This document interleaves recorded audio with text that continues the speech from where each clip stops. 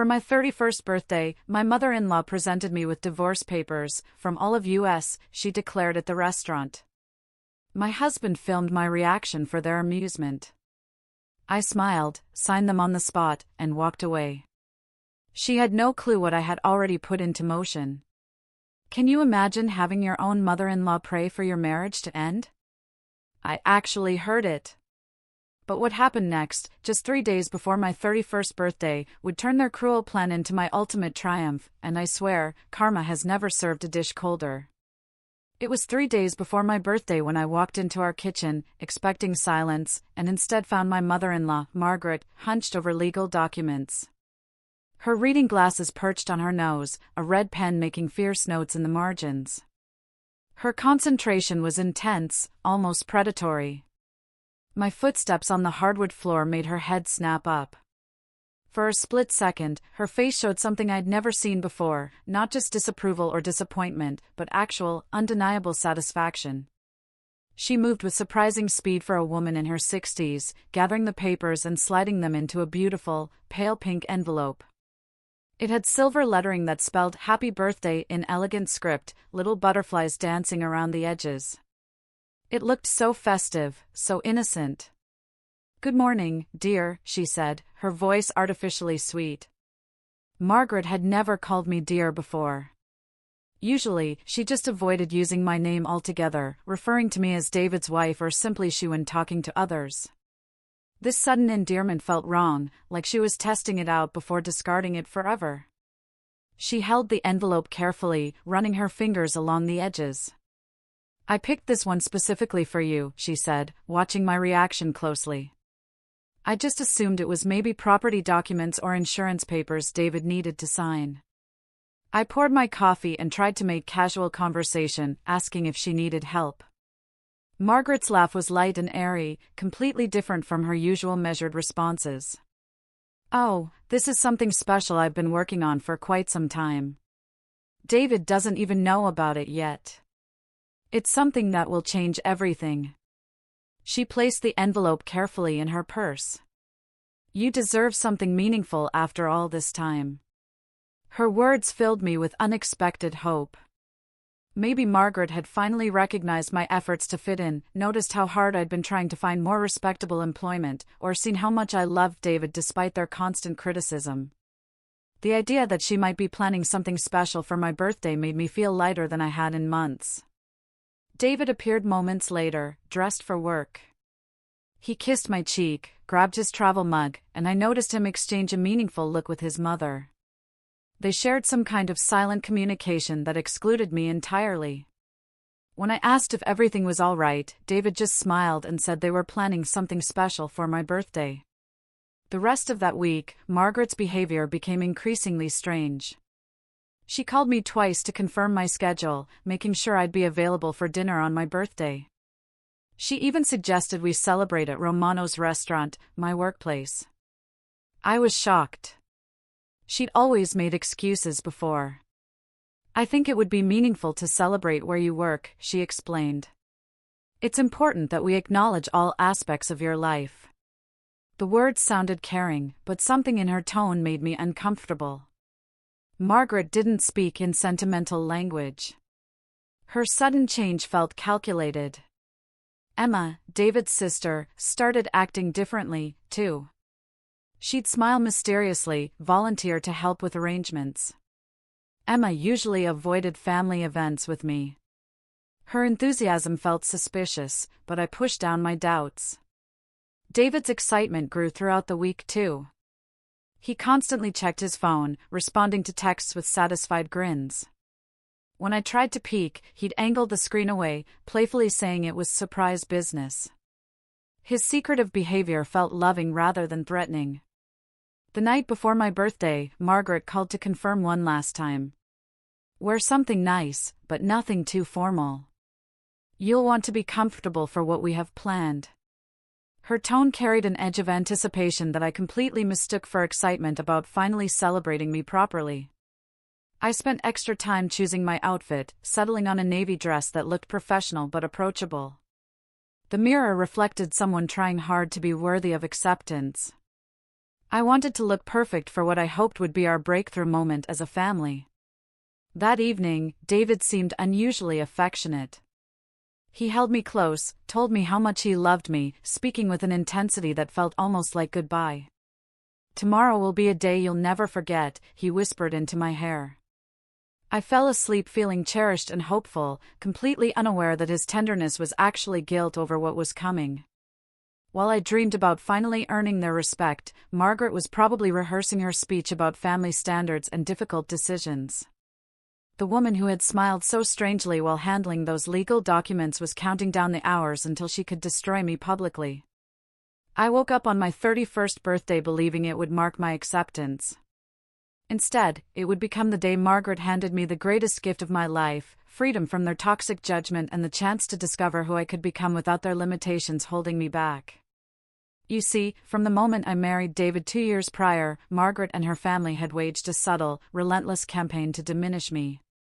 At our first family gathering after the honeymoon, David's cousin Michael's graduation party, Margaret greeted me with air kisses, then immediately steered me toward a group of relatives I'd never met. "This is David's wife," she announced, the pause before those words deliberate. "She works in the service industry." Patricia raised her eyebrows. Cousin Janet made a sympathetic sound that felt more like pity. "How interesting," Janet said, her smile tight and condescending. "What kind of service work do you do?" Margaret jumped in, explaining I was still figuring out my career path, working temporarily in food service.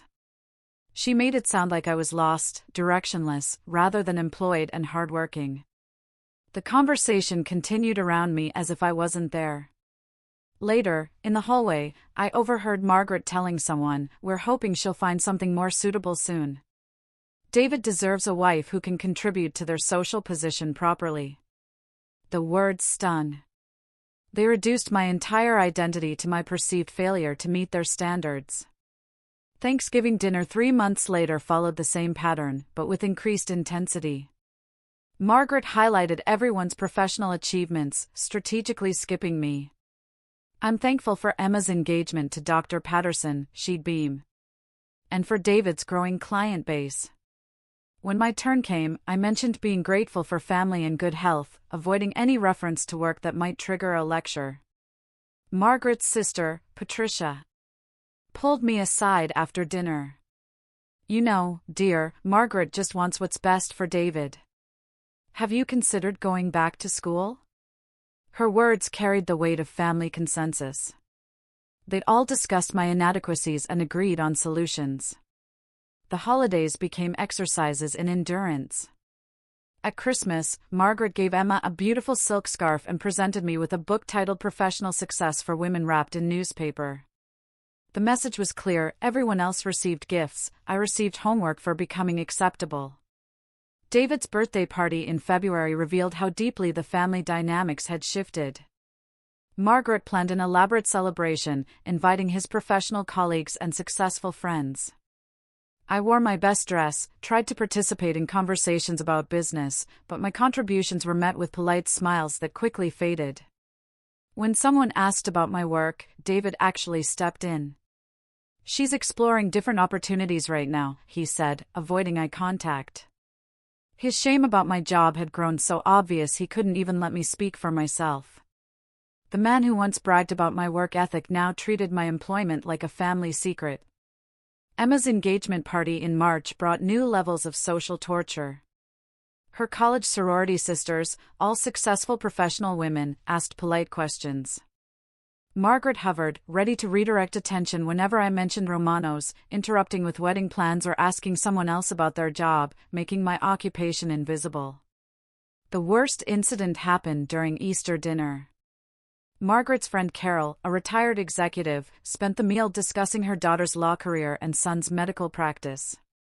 When she asked about my background, Margaret interrupted my response, explaining I was between opportunities and considering various options. I excused myself to the powder room and cried quietly, feeling completely erased from my own life story.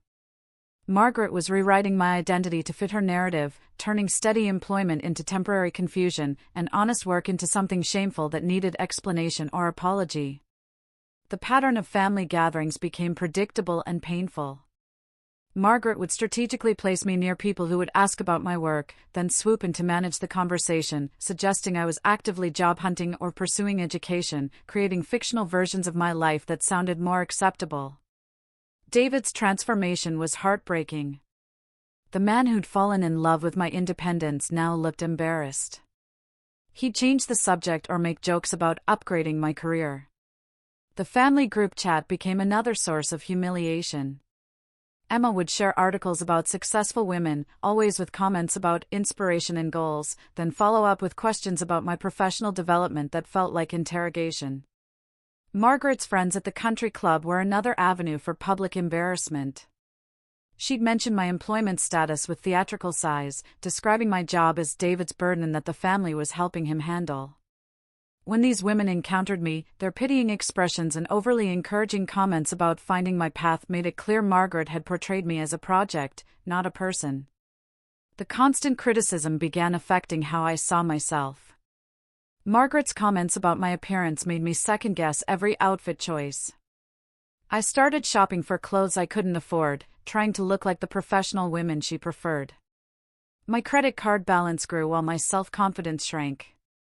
By the spring of our second year of marriage, I'd become a completely different person than the confident woman David had married. Margaret's systematic campaign of disapproval had succeeded in making me question my worth, my choices, and my place in David's life.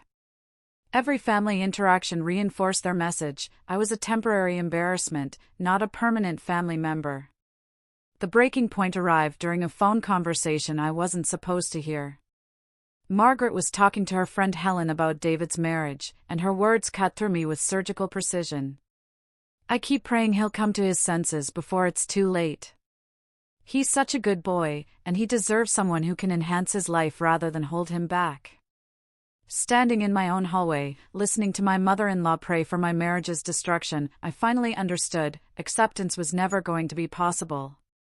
Margaret didn't just disapprove of my job. She disapproved of my existence in David's life. The battle I'd been fighting was rigged from the beginning, designed to wear me down until I either transformed completely or disappeared entirely. The morning after hearing Margaret's devastating phone conversation, I sat at my laptop with renewed determination. If she was praying for David to leave me, I'd prove her wrong by becoming the professional woman she claimed he deserved. The job search websites glowed on my screen as I created profiles on every platform. My resume, spread across one page, looked pathetic: 3 years at Romano's restaurant, a high school diploma, scattered customer service. I stared at the blank sections where college degrees and professional accomplishments should have been, feeling Margaret's voice echo in my head. I rewrote my job descriptions 5 times, trying to make serving tables sound like executive experience. Managed multiple client relationships. Coordinated complex service delivery under time-sensitive conditions. The words felt fake and inflated. Cover letters became my obsession. I'd wake up early to write personalized messages for administrative assistant, customer service, and entry-level office jobs. Each letter took an hour, highlighting my reliability, communication skills, and ability to work under pressure. The first rejection email arrived within hours, seeking candidates with medical office experience. The second, require applicants with college-level education. By the end of the first week, my inbox overflowed with polite dismissals. I wasn't qualified for anything beyond my current situation. David found me crying over my laptop. "Maybe you're aiming too high too fast," he suggested, rubbing my shoulders. "There's nothing wrong with starting smaller." His words were meant to comfort, but they echoed his mother's message that I should lower my expectations. The interview at Henderson Insurance Company was my first real-world lesson in professional humiliation. Mrs. Henderson, the hiring manager, looked at my resume for 30 seconds. "Your background is quite limited for this position," she said, not bothering to hide her disappointment. "What made you think you'd be qualified for account management?" My carefully prepared answers fell flat. She checked her watch while I spoke. "Perhaps you should consider positions more aligned with your current skill set," she suggested, ending the interview 15 minutes early. The drive home from that disaster was the longest 20 minutes of my life. Margaret's voice played like a broken record. Some people just aren't meant for professional environments. Community college enrollment became my next desperate strategy. The evening business program promised credentials. I registered for Introduction to Business, Basic Accounting, and Professional Communication, paying with money I'd been saving for new furniture. My first night revealed how unprepared I was. Other students spoke confidently about corporate experiences while I sat quietly. Professor Martinez assigned a project on professional networking. I had no connections, no professional contacts. I realized how isolated I was. David's reaction to my college enrollment was lukewarm. "Are you sure this is worth the time and money? Maybe focus on finding work first." His lack of enthusiasm felt like another vote of no confidence. My performance at Romano's restaurant began declining. Late-night studying left me tired, constant rejection made me lose my cheerful energy. Mr. Romano noticed. "You seem troubled lately. Is everything all right at home?" I couldn't explain. I blamed stress. Maria, the head cook, became my unofficial therapist. She'd wordlessly hand me extra coffee. "Education is good," she said one day, "but don't let anyone make you ashamed of honest work." The financial pressure created new problems at home. David started questioning every purchase. "Maybe we should take a break from all this. You're spending more money trying to get jobs than you'd earn in the first few months." His practical observation felt like abandonment. The community college library became my refuge. I'd sit surrounded by business textbooks. My grades were excellent, proving Margaret was wrong about my intelligence. Professor Martinez praised my assignments. But those feelings evaporated when I returned home to family disapproval. The spring semester brought advanced business communication. Standing in front of the class, explaining customer relationship management principles from restaurant work, I felt confident. That confidence lasted until I shared my academic success with David. "That's great," he said absently, scrolling his phone. "Maybe Margaret will be impressed when you finish the program." His response reduced my achievement to ammunition for his mother's approval. The semester ended with strong grades, but job applications still yielded rejections. Insufficient experience. Looking for candidates with degree completion. Position requires corporate background.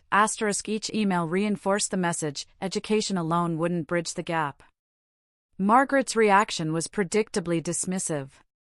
Community college is a good start, though real career advancement usually requires proper university education. Even my success became evidence of inadequacy. Summer arrived, my determination intact. I created spreadsheets to track my job applications. Green for submitted, yellow for pending, red for rejections. Within 3 weeks, my screen was overwhelmed with red cells. The rejection from Pinnacle Marketing stung. I'd driven 45 minutes for the interview. The HR director glanced at my resume, asked 2 questions, then spent 10 minutes explaining why they needed someone with traditional business background. "Your customer service skills are admirable, but this position requires strategic thinking and analytical capabilities that come from corporate experience." She might as well have told me waitresses couldn't think properly. The folder of rejection letters grew thick. Insufficient qualifications. Not the right fit. I started recognizing the phrases that meant no. Margaret's weekly phone calls became sessions of barely concealed gloating. "How's the job search going, dear?" she'd ask with false sweetness. These things take patience. Not everyone is cut out for certain types of work. The interview at Westfield Insurance was the most humiliating. The receptionist made me wait 2 hours. Mr. Westfield, when he finally saw me, seemed surprised. "Oh, right, the restaurant girl. Let's see what we have here." He asked me to complete a computer skills assessment with spreadsheet functions I'd never seen. My confusion was obvious. This position requires technical competency. Perhaps you should consider roles that better match your current skill level. The suggestion that I should stay in my lane felt like Margaret speaking through a stranger's mouth. David started noticing my defeated returns. I began editing my stories, removing the humiliating details to preserve what remained of his respect. The community college campus became my sanctuary. Professor Martinez treated me with respect, praising my assignments. But academic success didn't translate. The rejection from Coastal Bank arrived the same week I received an A on my midterm. While your educational efforts are commendable, we require candidates with banking experience for this entry-level position. The irony was crushing. Even entry-level jobs demanded experience I couldn't get without being hired first. Romano's restaurant provided the only stability. Mr. Romano noticed my distraction. You seem troubled lately. Is everything all right at home? I couldn't explain. I blamed stress. Maria, the head cook, became my unexpected emotional support. They tried to make you think you're not good enough, she said one evening. But look around here. You handle 6 tables during rush hour, remember every order, and keep customers happy even when they're difficult. That takes intelligence and skill they don't teach in fancy schools. Tony, the youngest staff member, offered encouragement. You're the smartest person here. Those companies don't know what they're missing. His faith in me felt precious. The financial strain of my improvement campaign created new problems at home. Interview clothes, gas money, textbooks, tuition, it consumed our savings. David questioned every purchase. Maybe you should take a break from the applications. Focus on school for now. His suggestion made practical sense, but it felt like surrender to Margaret's timeline. Sleep became elusive. My appetite disappeared. I lost weight.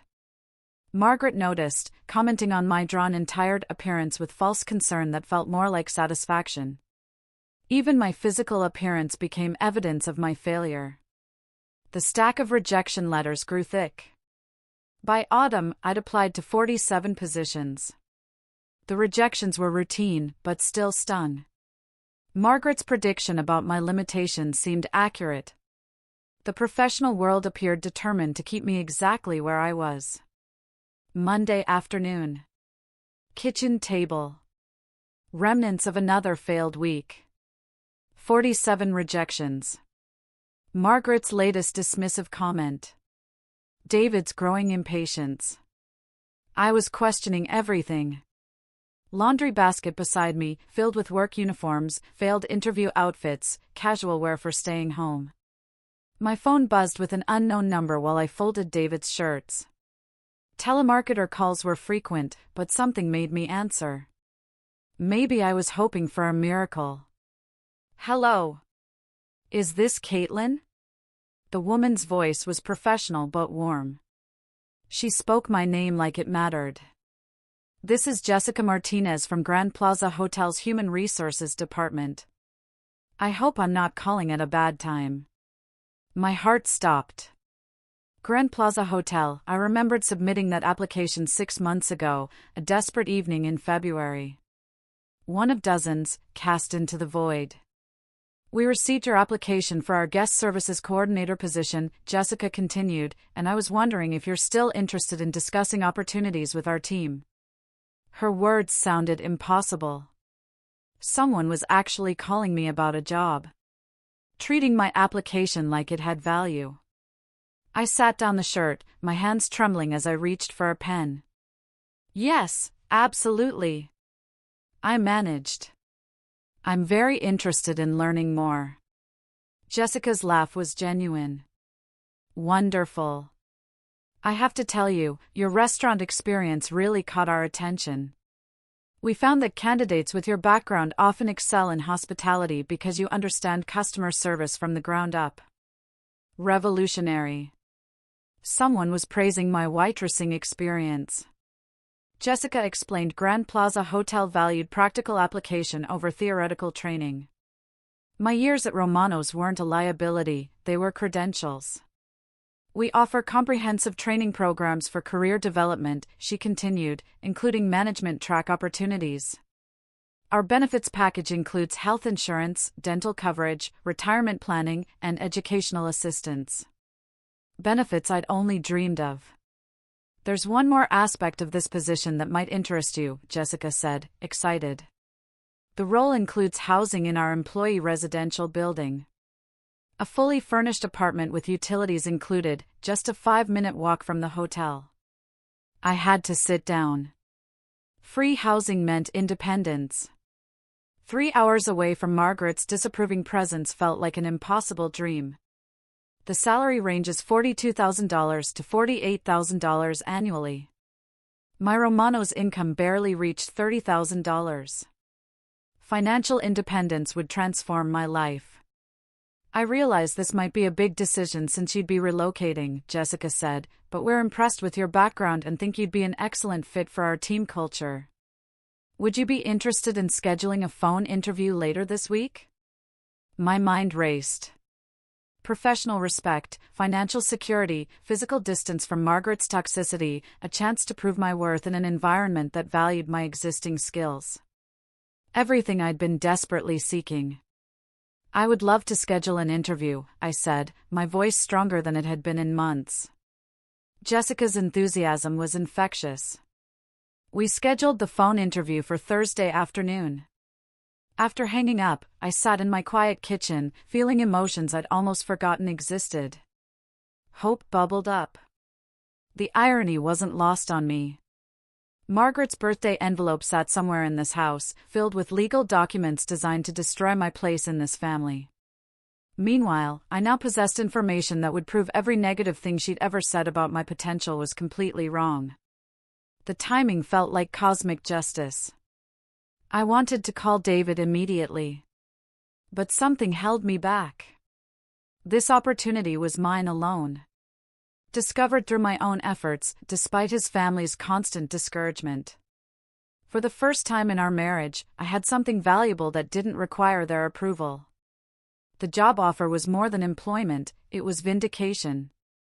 Jessica Martinez had seen qualities in my application that dozens of other employers had missed or dismissed. I decided to keep the news secret until my birthday celebration. Margaret had spent 2 years trying to prove I wasn't good enough. Now I could reveal not only was I good enough, but I was moving beyond their limited vision. The decorated envelope she prepared would pale in comparison to the real gift I'd be sharing. That evening, I moved through my routine at Romano's with renewed energy. My regular customers noticed, commenting on my bright smile. The secret knowledge felt powerful and precious. While Margaret prepared whatever surprise she thought would devastate me, I was holding information that would transform our entire dynamic. For once, I would be the one with shocking news. 3 days stretched ahead. Tuesday morning, my phone interview with Jessica Martinez. I locked myself in our bedroom. The conversation exceeded every hope. Jessica's questions focused on scenarios I could answer confidently. Your references from Romano's restaurant are glowing, she said. Mr. Romano spoke very highly of your reliability and customer relationship skills. That's exactly the foundation we build on here. Hearing my current employer praise me felt like vindication. The formal job offer arrived via email that afternoon, guest services coordinator, $45,000 annually, comprehensive benefits, and employee housing included. I printed 3 copies, folding one carefully to carry in my purse like a talisman. That evening at Romano's, I moved through my shift with energy I hadn't felt in months. Every customer interaction reminded me that I was good at this work. Mrs. Chin complimented my service. You seem different tonight, Maria observed. More like yourself again. She was right. The weight of constant inadequacy had lifted. David's call Wednesday morning changed the trajectory of my secret planning. Mom wants to take you out for your birthday tomorrow, he said, excitement obvious. She suggested Romano's since you're always talking about how much you love working there. His interpretation of Margaret's choice made perfect sense to me. She was finally acknowledging my workplace. That's wonderful, I said, genuinely touched. I can't believe she wants to celebrate at Romano's. Does this mean she's finally accepting my job? David's pause lasted just long enough to plant seeds of hope that would make tomorrow's revelation even more meaningful. I think she's beginning to understand what makes you happy, he said carefully. She wants this birthday to be special. His words felt like confirmation that dynamics were shifting. Emma's text message that afternoon added to my excitement. Can't wait for tomorrow night. This birthday will definitely be memorable. Her enthusiasm seemed genuine for the first time.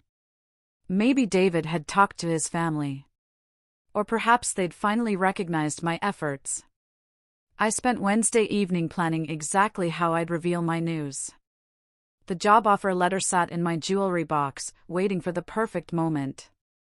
I practiced in the mirror. I have some exciting news to share. 3 days ago, I received a job offer from Grand Plaza Hotel. The words felt powerful, promising to rewrite the narrative. I imagined Margaret's shocked expression, David's proud smile, Emma's grudging respect. Thursday morning shopping became an adventure. I chose a navy dress, elegant but professional. My hair appointment at Sandra's salon was a luxury I justified. You're glowing today, Sandra said. Something wonderful, I confirmed. I can't talk about it yet, but tonight is going to change everything. Jessica's confirmation, we're moving forward, start in 2 weeks. Does that timeline work? 2 weeks felt perfect. Enough time to process, soon enough to escape Margaret's influence. I practiced my announcement during the drive to Romano's. I want to share some wonderful news with all of you. I've been offered a position at Grand Plaza Hotel. The words felt foreign and exciting. My anticipation grew. Mr. Romano waved from behind the counter, probably wondering why I was arriving as a customer. Tonight, I'd tell him about my career advancement.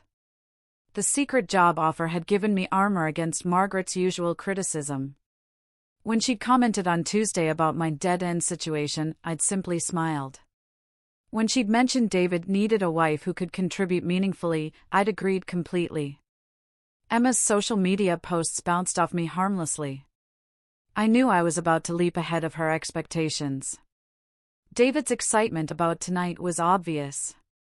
His secretive behavior felt loving. The jewelry box held my job offer letter like a secret weapon. Tonight, that document would transform me from Margaret's disappointing daughter-in-law into a professional success story. The woman who'd spent a year praying for my failure was about to witness my greatest triumph. Walking toward Romano's entrance for my birthday celebration, I felt lighter than I had since our wedding day. The secret knowledge of my future gave me confidence. Margaret's decorated envelope might contain family paperwork, but my purse held the key to freedom, respect, and vindication. The bell chimed as I pushed through the familiar glass door, my family following. Mr. Romano's voice boomed, "Caitlin. This must be the birthday celebration." He hurried over, genuinely pleased. "Mr. Romano, I'd like you to meet my family," I said with pride. "This is my husband, David, his mother, Margaret, and his sister, Emma." He shook hands warmly. I felt grateful Margaret would finally see the respect I'd earned here. Margaret's smile was polite but strained. The red vinyl booths, mismatched chairs, it clearly didn't meet her standards. But she was here. "We'll take good care of you tonight," Mr. Romano promised, leading us to our corner booth. Maria winked from the kitchen. Tony gave me a thumbs up, mouthing happy birthday. Settling in felt surreal. I'd served countless meals at this table, but now I was a guest. Margaret examined the laminated menu with visible skepticism, ordering lobster ravioli, the most expensive item, not even a signature dish. David's behavior struck me as nervous excitement. He kept checking his phone under the table. "Are you expecting an important call?" I asked when it buzzed for the 4th time. He glanced at Margaret before answering. "Just coordinating some surprise elements," he said with a smile that didn't quite reach his eyes. Margaret's conversation felt artificial. She asked questions about my community college classes with false interest. Her usual criticism was absent, replaced by an odd pleasantness that should have warned me, but instead filled me with hope. "You've been working so hard to improve yourself," Margaret said. "It's admirable how determined you've been." Her words sounded supportive, but felt like a setup.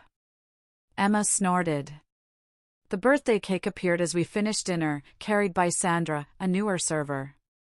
She placed it in front of me, smiling as the entire restaurant sang happy birthday. Regular customers joined in, a chorus of genuine affection. "Make a wish," David said, positioning his phone. I closed my eyes and wished for the courage to share my job offer gracefully. The candles flickered. Margaret's applause was enthusiastic, but hollow. She reached into her designer purse with theatrical ceremony, withdrawing the decorated envelope. "We have a special gift for you," she announced, her voice carrying clearly. "From all of us." The pink paper with silver butterflies looked festive and innocent. Other customers turned. Emma's phone appeared, also recording. David adjusted his camera, excitement palpable. "Open it," Margaret urged, her eyes bright with anticipation I mistook for joy. The envelope felt heavier than expected. The paper tore easily, revealing official documents. Petition for dissolution of marriage sat at the top of the first page. Divorce papers. On my birthday. In front of my coworkers and regular customers. The decorated envelope was actually a weapon, designed for maximum destruction of my dignity. The restaurant continued buzzing around us, but our booth was a bubble of tension. Margaret's satisfied expression confirmed this wasn't a mistake. This was exactly what she'd planned. David's phone remained steady, still recording. They wanted to capture this moment of devastation. My humiliation was their entertainment, carefully orchestrated. The papers felt heavy in my trembling hands as I looked up at three faces watching me. Margaret's smile was triumphant. Emma's expression was gleeful. David looked nervous but excited. They'd turned my birthday into their victory celebration, using my own workplace as the stage for my public destruction. Time seemed to slow. The decorated envelope had delivered the cruelest blow imaginable. But instead of the devastation they expected, I felt something entirely different washing over me: clarity. Pure, crystalline clarity about who these people really were and what this moment actually meant. Margaret's smile was radiant. Emma leaned forward, phone recording, hungry for the breakdown. David's camera remained focused. The restaurant's ambient noise faded as nearby diners sensed drama. Mrs. Patterson, my regular, turned in her chair. The young couple at table 12 stopped their conversation. I looked down at the documents again, noting the careful preparation. Someone had hired an attorney, filed paperwork, coordinated timing to maximize my humiliation. The divorce petition was thorough, requiring only my signature. They'd even brought a pen. "Well?" Margaret prompted, her voice carrying across the quiet restaurant. "Aren't you going to say something?" The expectation was clear. I was supposed to beg, cry, create the scene. Instead, I reached for the pen they'd provided and signed my name. My handwriting was steadier than it had been in months. The ink flowed smoothly across the signature line, marking the end of a marriage, but also the beginning of something they couldn't imagine. Margaret's triumphant expression faltered. David's phone wavered. "That's it?" he asked, barely audible. "You're not going to fight this or ask questions?" His disappointment was palpable. My calm acceptance wasn't providing the entertainment. "Thank you," I said, standing up from the booth with dignity intact. "This is actually the most generous gift you could have given me."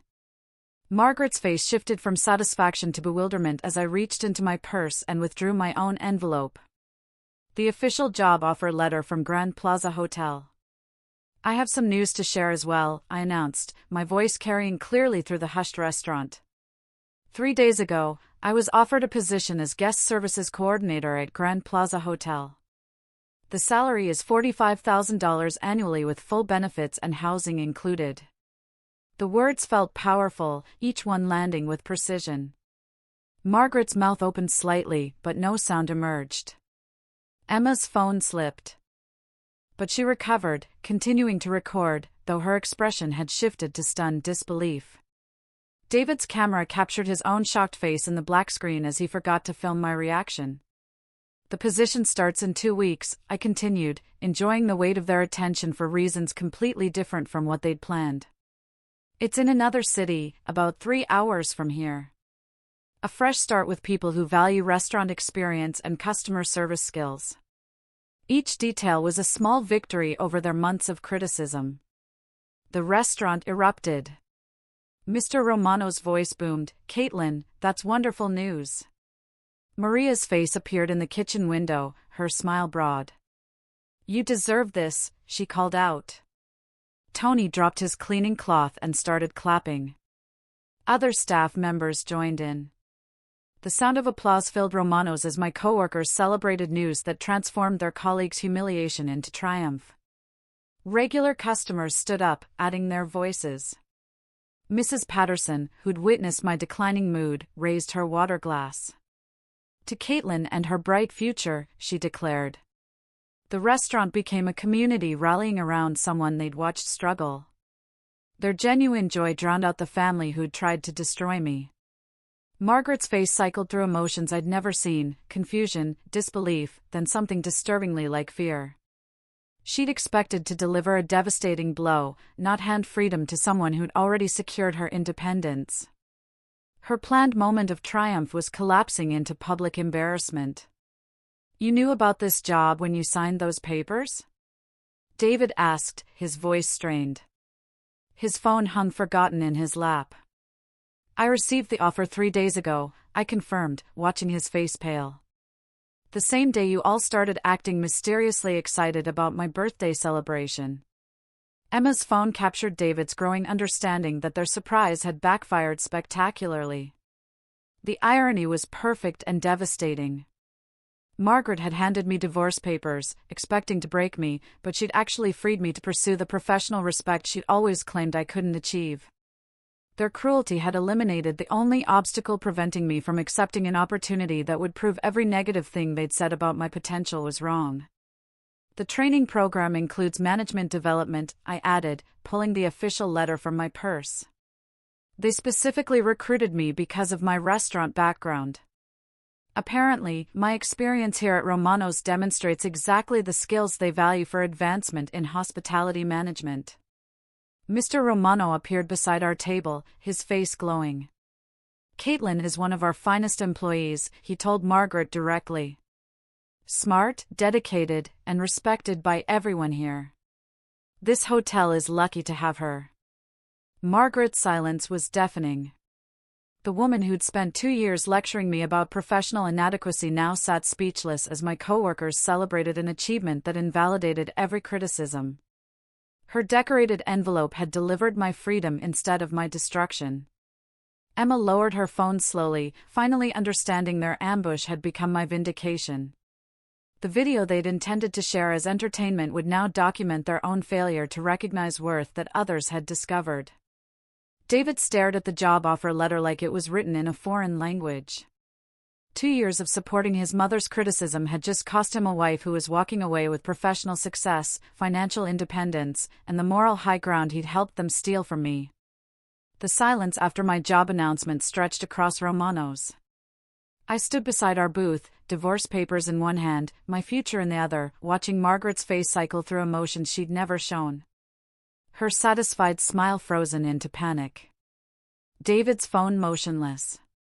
"You planned this," Margaret finally whispered, her accusation convictionless. She was beginning to understand my calm wasn't planned, it was relief. "I planned nothing," I replied, my voice steady.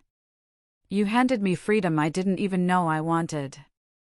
3 days ago, while you were preparing those papers, I received validation that everything you've said about my limitations was wrong. The timing was perfect.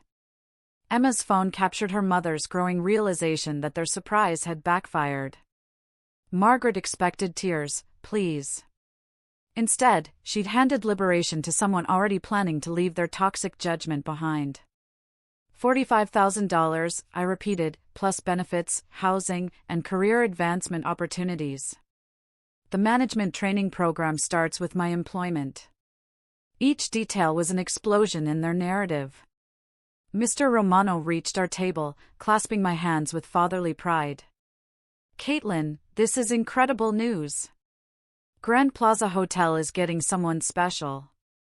We're going to miss you terribly, but this opportunity is exactly what you deserve.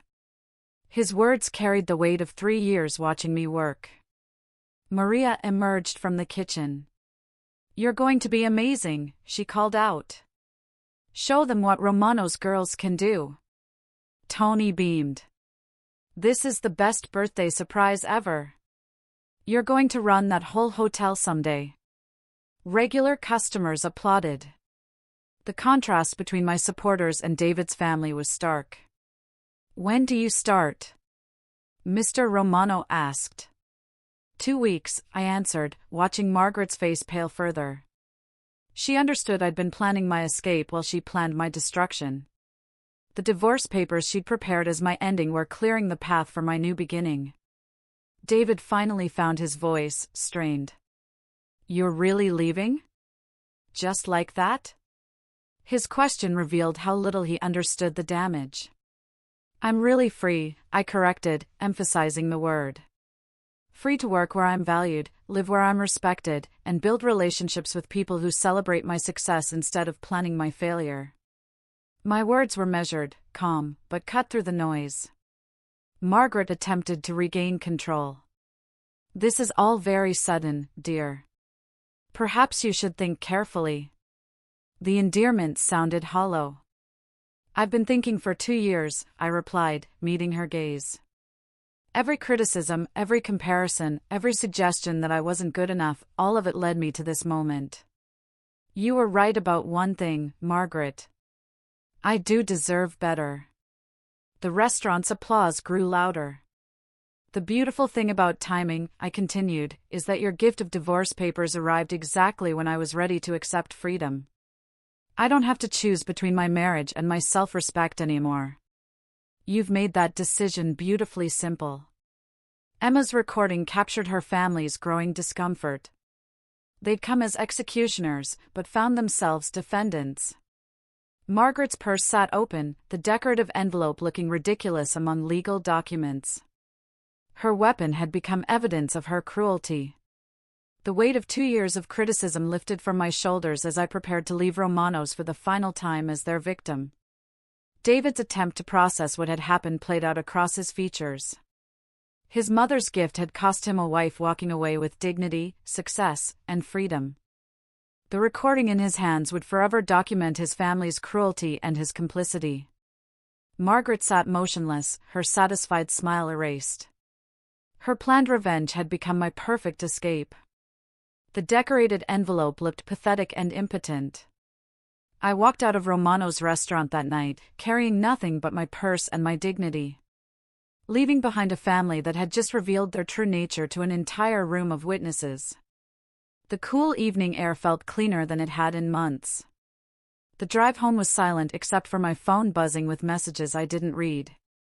David, Margaret, and Emma were probably coordinating damage control. Their desperate attempts to reach me felt powerless now that I held the key to my own future. 2 weeks later, I stood in the marble lobby of Grand Plaza Hotel, wearing a professional uniform that felt like armor. The nameplate on my chest read Caitlin Walsh, Guest Services Coordinator. My maiden name had returned along with my self-respect. The employee residential building became my sanctuary. My furnished apartment was small but beautifully designed. No one criticized my choices, questioned my worth, or made me feel like an unwelcome guest. Jessica Martinez became more than my supervisor. She became a mentor who saw leadership potential that Margaret had spent 2 years trying to convince me didn't exist. During my first month, Jessica assigned me to VIP guest relations, trusting my Romano's experience. Your restaurant background gives you instincts other coordinators have to learn through training, she explained. You read people naturally, anticipate needs, and handle pressure without losing your composure. Those skills are exactly what luxury hospitality requires. The management training program opened doors I'd never imagined. My first promotion to assistant guest services manager came 4 months after starting, accompanied by a salary increase that pushed my annual income above $50,000. The raise meant I could afford luxuries I'd only dreamed about: quality clothes, regular salon appointments, and savings accounts that actually grew. Word of my success began filtering back through mutual acquaintances. Linda, Margaret's country club friend, happened to stay at Grand Plaza Hotel. She recognized my name and requested my assistance. "You're David's ex-wife, aren't you?" Linda asked. "Margaret mentioned you worked in hospitality, but she never said you were management at such a prestigious hotel." Her surprise was genuine. Linda's glowing review reached Margaret through their social network. The woman who dismissed me as a mere waitress had to hear detailed praise of my competence from her own friends.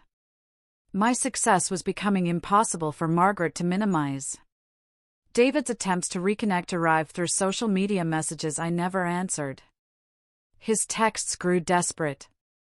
But Margaret's lessons about recognizing value only after destruction taught me not to trust people who celebrated my perceived failures. His regret felt hollow compared to the genuine respect I'd found. The divorce settlement proceedings worked entirely in my favor thanks to their own documentation. David's video recording of the birthday ambush became evidence of planned emotional cruelty. No judge would award alimony to someone who'd orchestrated public humiliation for entertainment. Margaret's legal strategy backfired as completely as her birthday surprise. The decorated envelope she'd prepared became Exhibit A in proceedings that painted her as the architect of family dysfunction. Her own attention to detail, the timing, the location, the coordination, it all proved premeditation that protected me from financial obligations to people who treated me as disposable. 6 months after that night at Romano's, I was promoted again to guest services manager, supervising a team of 12 coordinators. The position came with a company car, expense account, and salary approaching $60,000 annually. Every milestone validated Jessica's initial assessment and contradicted Margaret's predictions. The hotel's annual employee recognition ceremony became my moment of ultimate vindication. Standing on stage accepting an award for exceptional customer satisfaction scores, I thought about Margaret's phone conversation where she'd prayed for David to come to his senses. Her prayers had been answered in ways she never intended. My acceptance speech was brief but meaningful, thanking my team and acknowledging the restaurant experience that had prepared me. The audience of hotel executives applauded, someone Margaret had dismissed as unworthy. Their respect felt earned, genuine. Emma's social media posts about ambitious women had stopped entirely. David's LinkedIn connection request arrived, suggesting he was tracking my advancement. His attempt to reconnect felt pathetic. The greatest satisfaction came from living well without needing their approval. My happiness was complete and self-contained, built on genuine achievements and authentic relationships. Margaret's judgment became irrelevant. My new colleagues respected my opinions, valued my contributions, trusted my leadership. The professional environment Margaret claimed I could never access had welcomed me warmly. Every day at Grand Plaza Hotel confirmed her assessment of my potential had been completely wrong. The ultimate revenge wasn't causing them pain. It was proving their cruelty had been based on jealousy and insecurity rather than an accurate evaluation of my character. Margaret's need to diminish me revealed more about her limitations than mine. Her birthday gift of divorce papers had freed me to discover success far beyond her narrow vision of acceptable achievement. Standing in my corner office 18 months after that night at Romano's, I looked out at the city skyline and felt grateful for every criticism that had pushed me toward independence. Margaret's decorated envelope had contained the greatest gift possible, liberation from people who'd never deserved the effort I'd spent trying to earn their love. If you've stayed with me through this story, I want to thank you for witnessing my journey. Have you ever experienced a betrayal that ultimately led to unexpected growth? Or have you had to rebuild trust after it was broken? Tell me what you think in the comments below, I really want to know.